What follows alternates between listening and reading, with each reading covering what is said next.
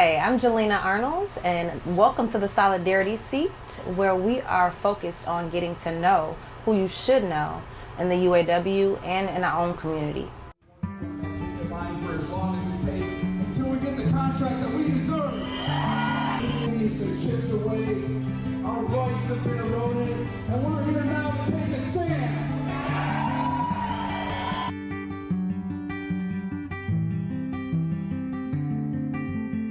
Today I am sitting here with Local 551's very own President Pena. What's up, Chris? Hey, Jalena, how you doing? I'm good. Good. I'm good. Thank you so much for sitting down with me today. First of all, can you tell the membership just a little bit about who you are, how you got your start at Local 551? Yeah, so I'm a second generation auto worker. Okay. My dad worked at Chicago Assembly Plant for the better part of 3 decades, and my brother works there currently. Shout out to my brother Jeff. Shout out to Jeff. And I've been there for over 3 decades myself. Wow. Currently. Wow. So Chicago Assembly has a lot of history. I've been a union member since day one.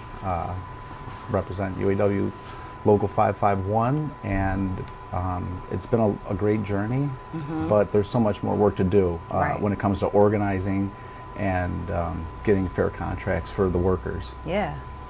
So speaking of that, you're the president of Local 551, right?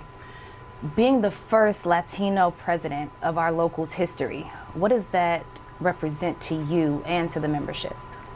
I think there's firsts for everything. This local, it has a over 80-year history of being established and chartered. So I think that maybe it was long overdue for Right. a minority president to come through. Exactly. For members who may not know, what does the president of our local actually do day to day? So it's spelled out in our Constitution, the UAW Constitution, and in bylaws.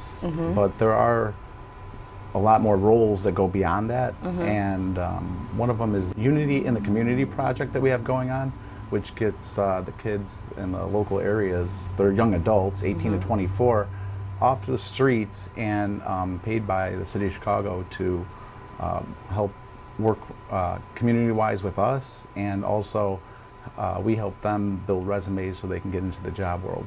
Yep. And long-term employment too. We have them find. Yeah.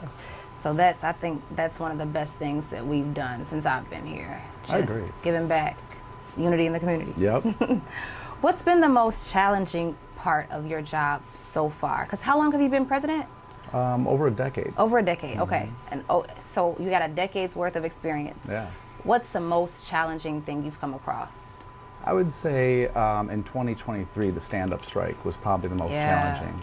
Once President Pena gave our local the go-ahead, it was something we haven't done prior until like 1980. Yeah. Was maybe our last strike.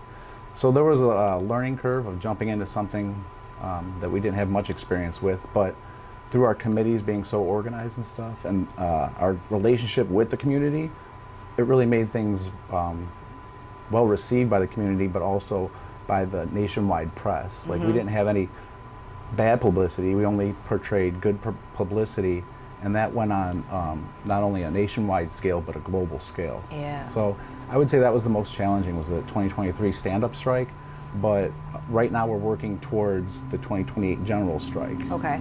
And that's going to take a lot more unions to join with the UAW on possible strike tactics. I was here and a part of the 2023 strike, and when I tell you, that's really what made me want to start to get involved. Like, you say that we weren't prepared, but in my eyes, like, that's when I saw the most solidarity I've ever seen or experienced. We literally all, not just the committees, but the membership as a whole, the community, like you said, we all came together, and like that for me, being a young worker at the time, a newly involved union member, that was monumental. So thank you for that. No problem. Yeah. I saw like the same thing and how close everyone became because of that. And you're talking over 5,000 people at Chicago Assembly Plant.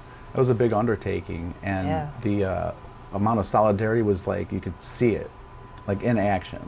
We talk about solidarity all the time, but to actually see it on a mass scale like that, definitely means something. See it, feel it, hear it. Yeah. Like I remember they were bringing us firewood, food. I mean, we were getting all types of things just from the community, just standing in support of us. Exactly. My dad was calling me like, Yep. "Do you guys need anything?" So I'm just saying that was such a pivotal point in UAW history. So happy to be a part of that, and Yeah. thanks for your leadership during that. A lot of those local businesses too. Now it's reciprocal. Now we can get a good paycheck Yep. to support these Yep. local businesses in the area. That's how it works. You recently helped bargain the contract for TDM, right? Yes. Can you walk us through that process? So, well, it starts out with the expiration of the last previous contract, and there has to be a notice put out that we're going to be taking a strike vote. Okay. So the strike vote is a gauge of the amount of workers at the facility on if they're willing to strike if negotiations don't go the way as planned. Okay. Luckily, we were able to work with the company instead of against the company, Okay. and they saw historical gains in wages, and their health care wasn't touched at all, which I don't know if you know that, but TDM has like better health care than we do I at heard. Chicago Assembly. I heard. So we're working on that too, but the contract went really well and was well received, and it passed on the first try. So Okay. yeah. Great. How does TDM fit into Local 551? So we build the vehicles at Chicago Assembly Plant, the Explorers and the Lincoln Aviators. Okay. And once they're built, certain ones go down the street to TDM, and they will upfit them with. It could be a variety of things, but for specifically police units, they do like ballistic doors. They put the spotlight on the car, and a lot of modifications that Chicago Assembly Plant isn't able to do because of real estate. There's the place is landlocked, and there's the water too. So Okay, so we built them, the structure, and then TDM takes them and modifies them, whether they're going to be police interceptors or what have you. yeah, Okay. a lot of municipalities use them in the town. Okay, cool. What are some ways that members can start getting active in the union right now? They can come to the Union Hall. Yeah. Come to a meeting, talk to me. I'll probably,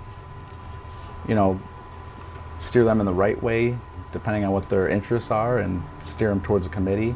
That way they can start doing some volunteer work and mentoring others too at the same time. Yeah. And it's just great to get a membership involved that is willing to get involved. They just have to make the first step and come to the Union Hall, and then there's something for everyone to do. There really is so many different committees. We have like a plethora, if you will, of committees. From civil rights to solidarity to young workers, women's, don't mess me up if I don't name them all, communications. We have so many things, so it's something for everybody. You're right. What's one thing about this Union Hall that people should know? Something that maybe doesn't get talked about enough? We have the original charter flag, which is historical, from 1935, and it also has two charters next to it hanging on each side. One is for the active members of UAW Local 551, the other one's for the retired chapter.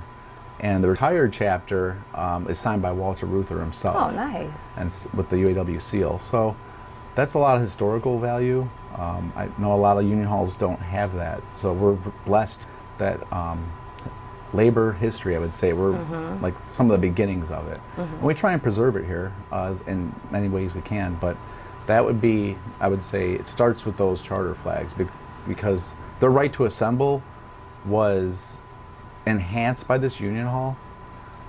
Before that, they were meeting in local pubs, in the area. So again, that relationship with the businesses goes hand in hand, and the work that we do, they support us, we support them. Yeah. So. I know you talked about earlier that this hall and this local is very active with community work. With the hall, I heard somewhere, you tell me if it's true, is this a place where people can do their community service hours? Yes. Okay. If they have community service hours that are court ordered, or if they have community service hours they want to do for a resume, for school, or whatever, there's work for them to do here. Nice. Okay, that's great to know. What is your vision for the future of Local 551?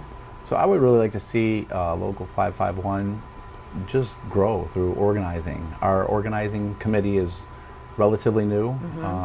The Constitution in 2022 established that organizing committee, and now we are moving forward on just trying to grow the local bigger through possibly organizing our nurses currently at the Chicago Assembly. They're about to take a vote, and there's a lot of different sectors around us besides auto that can be organized and can really help grow our local to its full potential. Yeah, that's great. So Chris, what kind of legacy do you want to leave when your term is over? Well, hopefully my term isn't over. There's a lot more to do through the local union or, through the international union. We will see. But, anything can happen. Oh, so are there any other UAW positions of leadership in your future?